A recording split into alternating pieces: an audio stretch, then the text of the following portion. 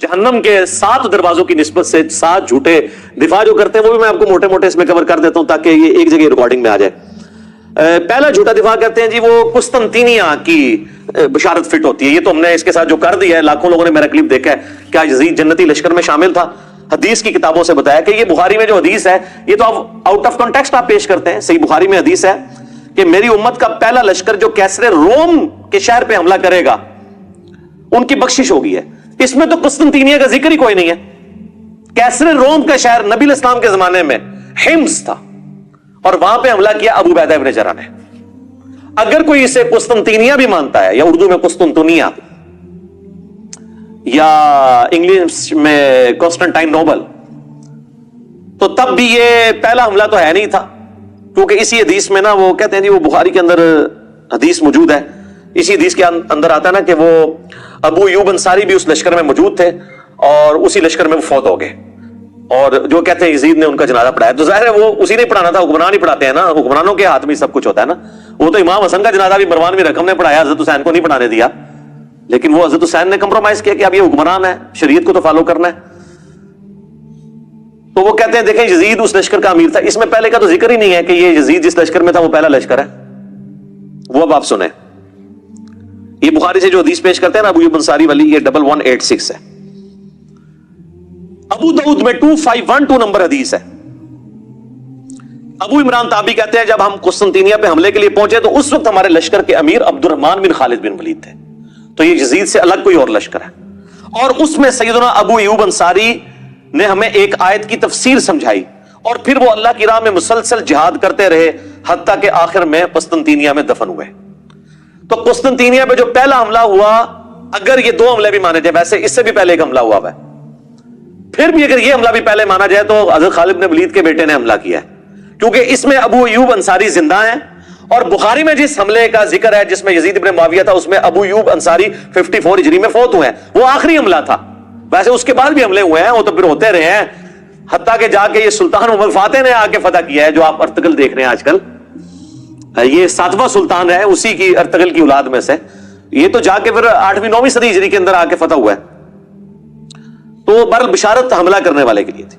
तो ये तो फारिग हुआ इनका दिफा। दूसरा कहते हैं जी यजीद जी ताबई है। इस पर मैं वो इलियास गुम्मन साहब वाला जवाब दूंगा, उन्होंने बड़ा प्यारा जवाब दिया। उन्होंने कहा ताबी कहते हैं इत्तबा करने वाले को, सहाबी सिर्फ सोबत से हो जाता है, लेकिन ताबी किसी सहाबी की सोबत से नहीं होता जब तक वो सहाबा का पैरोकार ना हो। तो उन्होंने कहा कि यजीद इब्न मुआविया तो ताबी है ही नहीं है, क्योंकि उन्होंने इत्तबा तो सहाबा की नहीं है। ऐसे बहुत प्यारा जवाब दिया, जबरदस्त। उन्होंने कहा ताबी तो होता है इत्तबा करने वाला, उसके तो सारे करतूत ही बुरे हैं। अच्छा, तो अगर ये ताबी है तो फिर सर हज्जाज इब्न यूसुफ सहाबा का कातिल, वो भी ताबी हुआ फिर। और खवारिज कलमा गो अहले किबला तो थे, वो भी सारे ताबीन हुए। ये सब फ्रॉड है। इस तरीके से नहीं होता कि आप चीजें बनाना शुरू करते हैं। और इसी में वो हदीस भी लेते हैं तिरमिज़ी से कि नबी इस्लाम फरमाया जिसने मुझे देखा उसे आग नहीं छुएगी, जिसने उसको देखा उसे आग नहीं छुएगी, जिसने उसको देखा। वो कहते हैं देखें साहबा ताबीन तबा ताबीन तक ये चीज जाती है तो सारे बख्शे हुए। तो सर जितने बड़े बड़े कज़्ज़ाब किस्म के अहादीस में रावी है ना, ज्यादातर वो कानूनन ताबीन के अंदर मौजूद है। खवारिज भी इसके अंदर आ जाएंगे, तो सारों को बशारत होगी। फिर वो कहेंगे नहीं नहीं, अब हज्जाज इब्न यूसुफ का तो दिफा कर नहीं सकते, क्योंकि मुस्लिम शरीफ में हदीस है कि बनु सकीफ के अंदर एक जालिम और एक कज़्ज़ाब पैदा होगा। और अस्मा बिनते अबी बकर कहती है कि जालिम हज्जाज तू है। तो जब हज्जाज को अस्मा बिनते अबी बकर कह रही है तो उनको आगे से हज्जाज को कहना चाहिए था नहीं मैं तो ताबी हूं, मेरे पे तो आग हराम है। अस्मा ये आप क्या बातें कर रही हैं? आप देखें आप सहाबियां हैं, मैंने आपको देख लिया, मैं अभी ताबी हो गई, आग खत्म हो गई। वो एडी गल हज्जाज भी समझ सी जी नाज़मीन नहीं समझ कि इवें नहीं कोई हो जाता ताबी ते वेख लिया। अच्छा जी, तीसरा वो कहते हैं जी हजरत अली का जो बेटा है मोहम्मद बिन हनफिया, जो हनफिया नामी एक औरत जिससे शादी की थी हजरत अली ने सैयदा फातिमा की वफात के बाद, उनसे पैदा, वो कहते हैं वो तो बड़ी तारीफ करता था यजीद इब्न मुआविया की। अच्छा जी, किधर लिखा है किस हदीस में? नहीं, इनकी बातें हदीसों में, तो वो कहते हैं वो इब्न कसीर में, जिसे अरबी में अल बिदाया वन नहाया कहते हैं, उसमें मौजूद है। हाँ जी दिखाएं, दिखा नहीं आपको सकते, वो इस काबिल ही नहीं दिखाएं, क्योंकि उसमें मोहम्मद बिन हनफिया के पास अब्दुल्ला बिन मुती से आबी आते हैं। मोहम्मद बिन हनफिया ताबी है, अब्दुल्ला इब्न मुती से आबी वो है जिसे घुट्टी हुजूर ने खुद दी हुई है, जूनियर सहाबा में से सल्लल्लाहु अलैहि वसल्लम रज़ियल्लाहु तआला अन्हु। और वो कहते हैं मोहम्मद बिन हनफिया से कि आप क्यों चुप करके बैठ गए? आपका भाई हुसैन कत्ल हो गया है इस यजीद की वजह से, तो आप इसके खिलाफ खड़े हो, क़याम करें।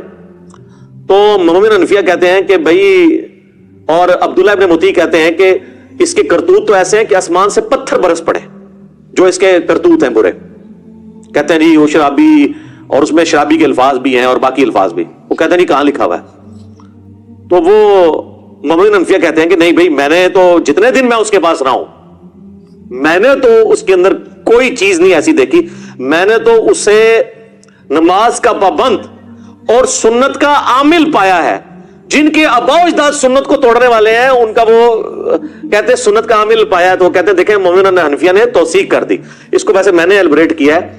پھر وہ باقیوں نے کہا حضرت جتنے دن آپ وہاں رہے ہیں نا، اتنے دن آپ نے اس کو ایسا پایا. یعنی اتنے دن وہ پگڑی بن کے نماز پڑھتا رہے رفع دین نال.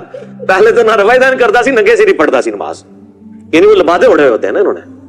تو یہ تو جتنے دن آپ رہے ہیں اتنے دن اس نے سر ڈھانپ کے نماز پڑھی ہے. تو عبداللہ بن مطیع صحابی ہے اور مومن حنفیہ تابعی ہے. جب صحابی اور تابعی کا قول ٹکرائے تو کس کی بات مانی جائے گی؟ صحابی کی. تو مومن حنفیہ کا تو قول فارغ ہو جاتا ہے پھر.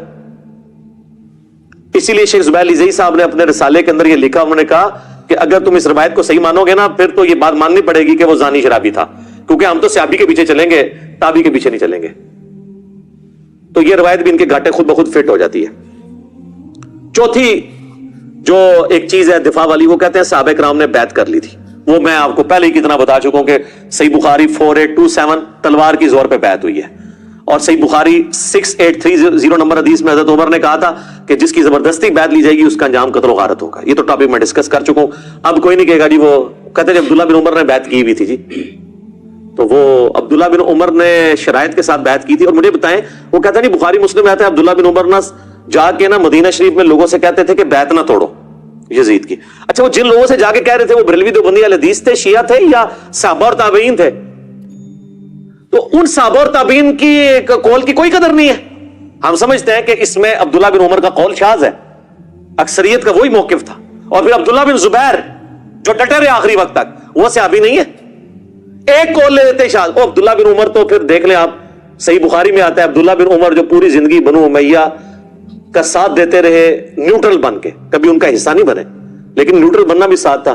آخری عمر میں تو وہ پچھتاتے تھے.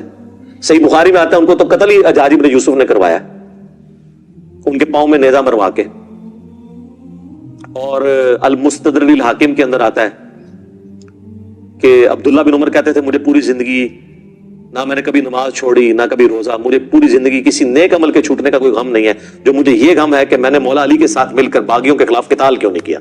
تو آخری عمر میں جو عبداللہ بن عمر کو بات سمجھ آئی نا، وہ حضرت علی کے ساتھیوں کو ان کی زندگی میں سمجھ آ گئی، کچھ کو واقعہ ہرا کے بعد سمجھ آئی، اور حضرت عبداللہ بن عمر کو آخری عمر میں سمجھ آئی جا کے.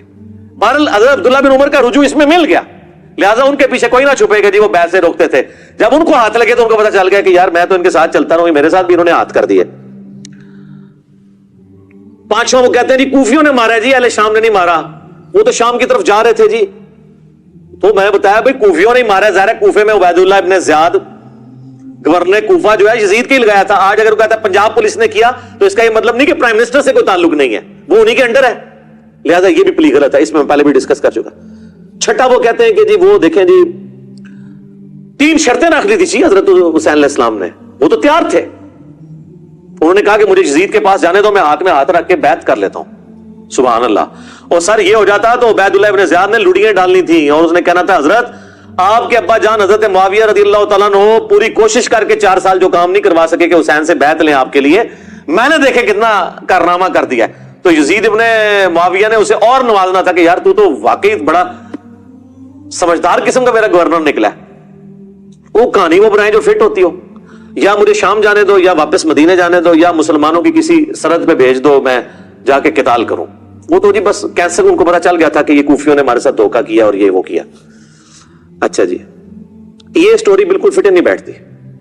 اور یہ جس کتاب سے لے کے آتے ہیں نا، انصاب الاشراف وہ کتاب ہے امام بلازری کی، پہلے 300 سال میں مسلمانوں کے ایک بڑے ائمہ میں سے. انصاب الاشراف یعنی وہ کتاب جس میں بڑے بڑے جو اشرافیہ ہیں، بڑے بڑے خاندانوں کے جو لوگ ہیں ان کے فضائل بیان ہوئے ہیں. یعنی اس میں بنو ہاشم کے بھی، بنو امیہ، بنو عباس کے، اور جس میں بایوگرافی بھی لکھی ہے صحابہ اور تابعین کی، اس میں سے وہ لے کے آتے ہیں. کہتے ہیں جی اس کے اندر یہ موجود ہے. اور شیخ زبیر صاحب نے بھی فضائل صحابہ اپنی کتاب میں نا یہ لکھ دیا، لیکن انہوں نے انصاف یہ کیا کہ انہوں نے کہا کہ اس کی سند حلال بن یصاف تک تو ثابت ہے، لیکن حلال بن یصاف کا واقعہ کربلا میں ہونا بھی ثابت ہونا چاہیے نا، تو پھر مرنے سے پہلے انہوں نے اس کتاب سے ہی رجوع کر لیا۔ شیخ زبیر صاحب نے آخر میں اعلی حدیث رسالے میں لکھ دیا کہ انصاب الاشراف جو کتاب ہے یہ اپنے مصنف سے ثابت ہی نہیں ہے۔ ویسے زیادہ میجورٹی کا یہی موقف ہے کہ اپنے مصنف سے ثابت ہے، لیکن زبیر عزیز صاحب گھبرا گئے تھے، وہ مجھے کہتے تھے کہ اگر یہ انصاب الاشراف کو انہوں نے صحیح مان لیا نا تو پھر حضرت معاویہ کا کیا بنے گا، حضرت ابو سفیان کا کیا بنے گا، کیونکہ اسی انصاب الاشراف میں بالکل صحیح سند کے ساتھ ایک چیز موجود ہے جو باقی اہل سنت کی کتابوں میں کوڈ ورڈز میں ہے، مسند البزار میں بھی ہے اور مجموع الزوائد میں بھی ہے۔ امام حسمی جو ابن حجر اسقلانی کے استاد ہیں انہوں نے بھی لیا کہ نبی علیہ السلام کے سامنے سے ایک اونٹ گزرا تھا، آپ نے فرمایا کہ اونٹ پہ بیٹھے ہوئے پہ بھی اللہ کی لعنت، اس کی مہار پکڑنے والے پہ بھی اللہ کی لعنت، اس کو ہانکنے والے پہ بھی اللہ کی لعنت۔ یہ حدیث ختم۔ اس حدیث سے کون سی خدمت ہوئی ہے پتہ ہی نہیں کہ کون ہوا، کیا ہوا، کس وجہ سے لعنت ہوئی۔ مسند البزار اور مجموع الزوائد میں یہ دوری روایت ہے، لیکن انصاب الاشراف میں ان تین بندوں کے نام ہیں، وہ میں کوڈ ورڈز میں آپ کو بتا دیتا ہوں۔ اونٹ کے اوپر امیر شام کے والد محترم بیٹھے ہوئے تھے، اونٹ کی مہار امیر شام کے ہاتھ میں تھی۔ امیر شام میں یزید کو نہیں کہہ رہا، ان کے والد کو کہہ رہا ہوں، اور ہانکنے والے امیر شام کے بھائی تھے، جو مسند البزار اور مجموع الزوائد میں لکھا ہے کہ اونٹ بیٹھے ہوئے پہ بھی لعنت، ہانکنے والے پہ بھی لعنت، مہار والے پہ بھی لعنت۔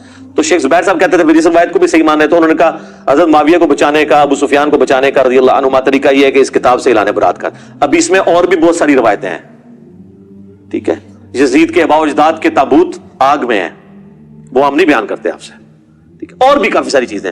تو اس کتاب سے انہوں نے جان چھڑا لی کہ چھوڑو ہے، تو لہٰذا آندہ کو 3 شرائط والی بتائے نا، ان کو 3 شرائط والی کتاب مننی ہے،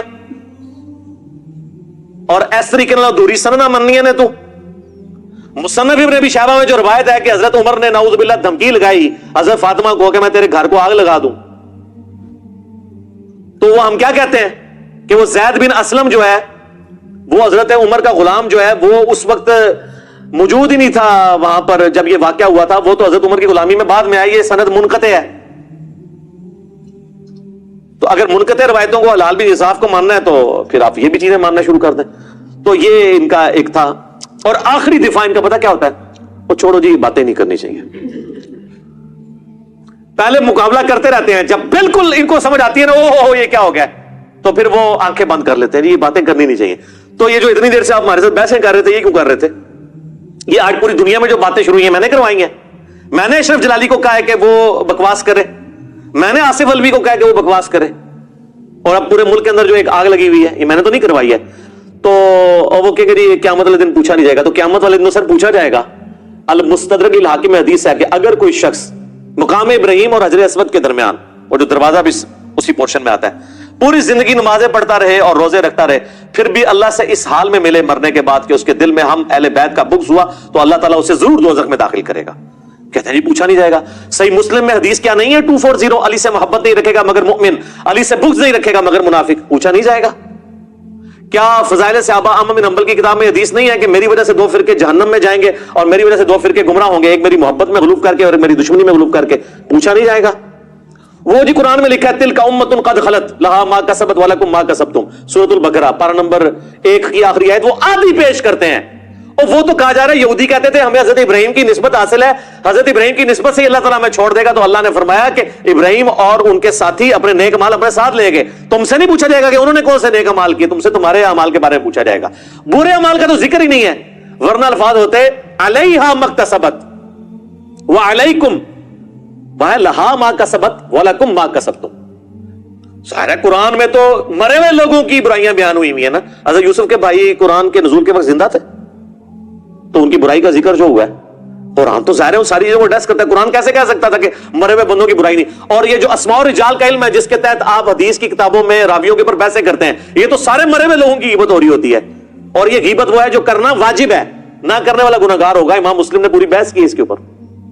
تو یہ آخری بہانہ ہے، یہ بھی ان کا بہانہ ختم ہوا ہے، اور خود ساری بحثیں کرتے ہیں، ہمیں کہتے ہیں جی وہ کہ کیا مجھے پوچھا جائے گا؟ تو بھائی پوچھا جائے گا جب ہمارا دوزخ، ہمارا دین، ہمارا ایمان ان چیزوں کے ساتھ جڑا ہوا ہے۔ اور سٹارٹ میں نے غدیر خم، نبی علیہ السلام 3 دفعہ فرما رہے ہیں، میں صحیح مسلم میں 4 حدیثیں تمہیں اہل بیت کے معاملے میں اللہ کا خوف دلاتا ہوں، تو جب حضور کسی بات سے ڈرا کے جائیں اس کے بارے میں پوچھا نہیں جائے گا؟ آپ اس وقت کہتے ہیں یا رسول اللہ کیوں خوف زدہ رہے ہیں, کیڑا پوچھا جانا ہے, لگ پتا جانا تو انشاءاللہ تعالی.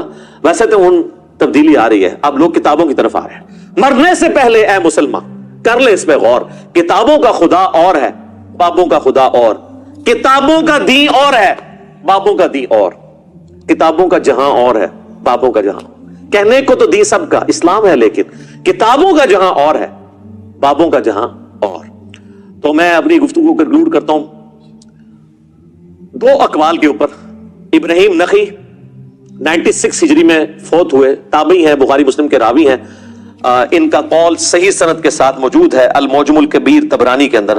وہ کہا کرتے تھے بالفرض میں حسین ابن علی کے قاتلین میں شامل ہوتا اور قیامت والے دن اللہ مجھے معاف بھی کر دیتا اور میں جنت میں بھی پہنچ جاتا, تب بھی میں جنت میں رسول اللہ کے سامنے آنے سے ڈرتا کہ کہیں جنت میں حضور مجھ سے یہ نہ پوچھ لیں کہ تو بھی شامل تھا میرے حسین کے قاتلوں میں. حالانکہ جنت میں پہنچنے کے بعد تو کسی کو ڈر نہیں ہونا چاہیے, جنت سے نکالا نہیں جائے گا, لیکن جو غیرت مند ہوتے ہیں نا ان کو ڈر ہوتا ہے, بغیرتوں کو نہیں ہوتا, اور بغیرتوں نے جنت میں جانا بھی نہیں ہوتا.